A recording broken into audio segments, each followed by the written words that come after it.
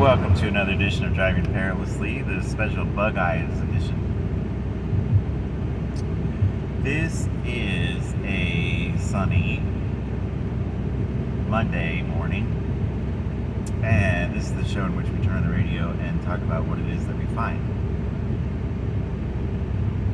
A special non-radio edition.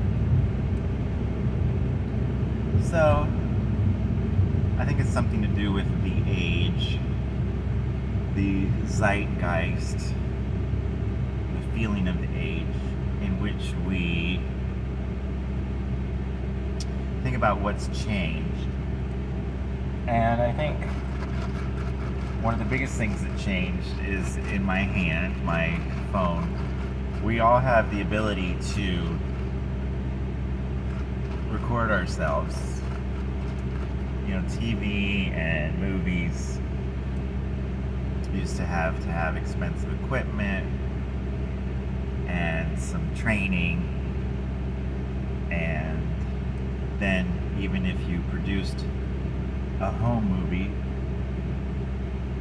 then you needed a platform on which to share it that was not readily available. There's always been the possibility of getting your movie shown, but the networks produce shows that have appealed to many, many people, and a person's home movies didn't really meet that qualification. But now anybody can post anything. It might get taken down, but anybody can post anything on YouTube and so forth. And it would be an interesting study to know all the differences between the platforms. But YouTube's the only one that I've used, so I don't really know how it compares. And all the bells and whistles available to me on YouTube I haven't even begun to explore. But the point is that people can get their message out to many, many people nearly instantly, and it costs hardly anything. I mean, it just costs Wi-Fi, which you can find in public places for free, and it costs electronics, which everybody already is holding the thing in their hand,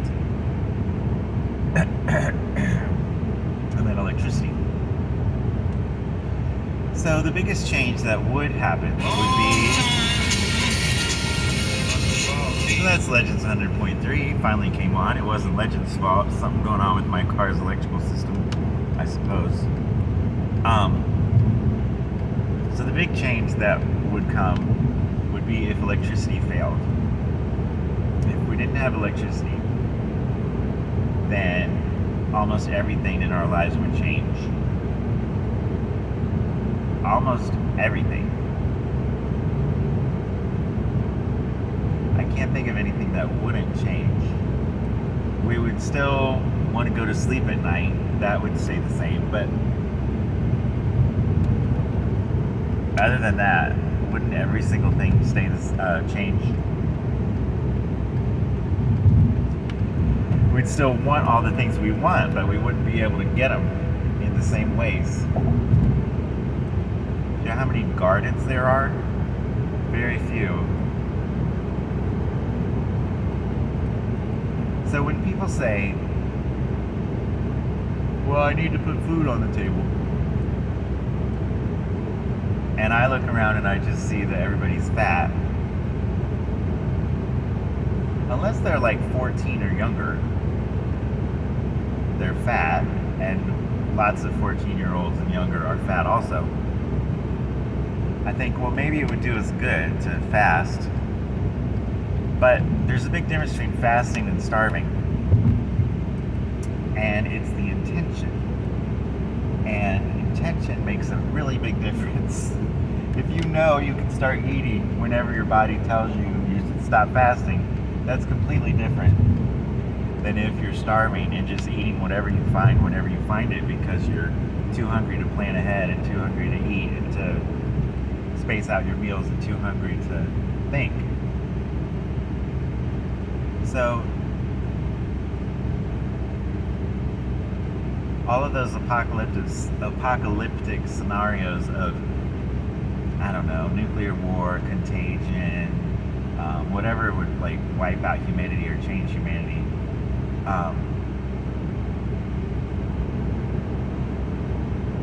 The most likely non-dramatic one would be suddenly there's no electricity. It's certainly arguable whether you would call that dramatic or not dramatic, but compared to instant death, compared to blood and gore, just not being able to turn on a light isn't dramatic at all. But the change in our society would just be instant and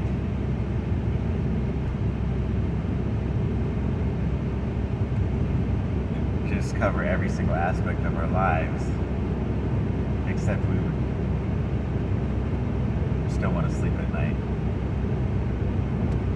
And would we be able to? Would we be safe? Would the world be devolving into roving bands of bandits? Well, they want to sleep at night too, right? So I always think that the percentage of people who want to rove around and steal isn't that big. Most people want to do what people want to do and be left alone. And so in a world without electricity, if we all got bigger fences and locks on our doors, then maybe that apocalyptic scenario of being scared of the roving bands wouldn't be the problem. The problem would be getting water and putting food on the table, which would actually be a problem as opposed to how it is now. So, that's the biggest change I see, is the ability to communicate with anyone at any time. And that would, of course, be instantly gone. And we would revert to something unimaginable. B.G. Cumbie does a video. I think he was like, 14 when he did it. And of course, he's a comedic genius. And a genius in general, 24 years young. And 24, never mind. And he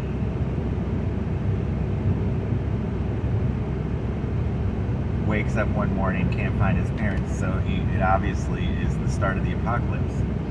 And he goes on about what he needs to do to survive. And it's the only time I've ever seen him break character, but that just adds to the charm of it. When you watch Carol Burnett and they break a character on purpose, and you watch Saturday Night Live and they break a character on purpose, it's not as funny as someone who breaks character not on purpose. But, it was entertaining. They're trying to entertain. So, back to the no electricity thing. If we all have electricity for hundreds of years, 1,000 years, and our culture is built online, and our culture is built with virtual reality, and our culture is built with everything that requires electricity, and then suddenly there isn't electricity, then the only things left of our culture would be material things, which are not the heights of our culture. So one of the things I imagine is this society that's just, just beyond cultural, filled with art and technology and so forth, and everybody's living this high culture life, but then the electricity ends, and the only thing that's left to them is whatever they built. And because they could make their houses virtual reality into mansions, but the mansions weren't really there, and they could just do all these things that no longer exist, we only have the rubble of what they created as a culture. And I thought it would be very interesting to to see that the pyramids, that emblem of human accomplishment, the tallest building in the world until the 1800s, the Great Pyramid, was just the dice that some child left behind from their board game. Because to be a big child. And the actual culture, we have no idea. Like, that's just the leftover, just the something somebody left behind. So anyway, this is strings. So of course I like it. It's got strings, I like it. Don't want to get a copyright strike.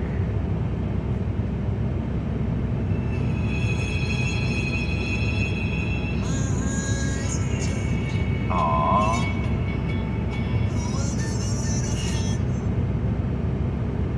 I suppose that's part of the Great American Songbook.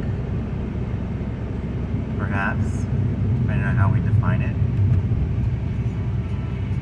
Speaking of driving perilously, the truck stopped a little short. So I'm on the road that is the only way to get to the western part of the county. And of course there is a truck in every lane, and it goes from 2 lanes to 2 lanes with a turn lane, to 3 lanes with a turn lane, 4 lanes, back and forth. There's been construction on this road since 1967. I remember it, and they give tickets on this road too. Like, really?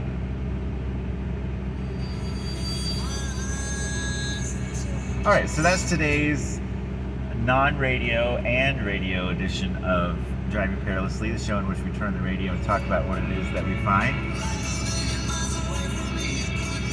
Let's see if we can get one comment in about what we find on the radio.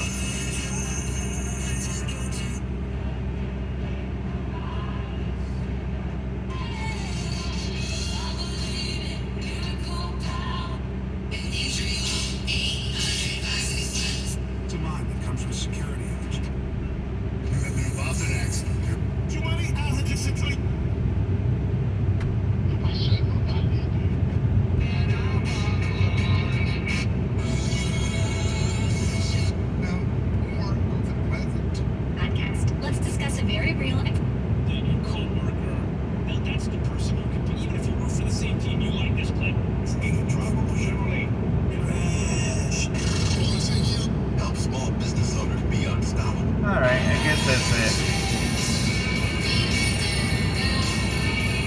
This is scary. Alright, have a good one, everybody.